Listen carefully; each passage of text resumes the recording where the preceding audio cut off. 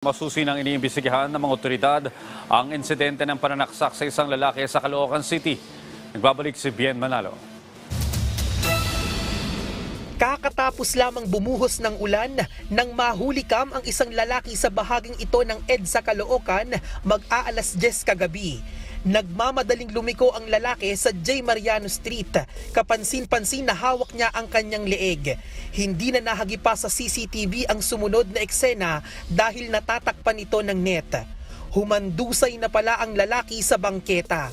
Kwento ng nakakita sa kanya, nagulat na lang siya nang sumulpot ang lalaki. Nakita ko po yung tao na alas 9 ng 9:45 po na nakandusay na po dyan sa sahig. Yung katawan niya po nandito sa medyo bangketa at yung ulo niya nandito sa may gutter po. Agad daw siyang humingi ng tulong pero binawian ng buhay ang lalaki. Ayon sa SOCO, napag-alaman na nagtamo ang biktima ng saksak sa leeg. Walang nakuhang pagkakakilanlan sa biktima. Sa pagtataya ng mga otoridad, nasa 40 hanggang 45 taong gulang ang lalaki. May tato sa kanang tagiliran na nakasaad ang katagang Sputnik. Tingin ng mga taga-barangay, hindi siya residente sa lugar. Galing doon yung tao, bumalik dito, may tama na. Yung tao, sir, hindi namin po kilala yun, hindi taga rito po.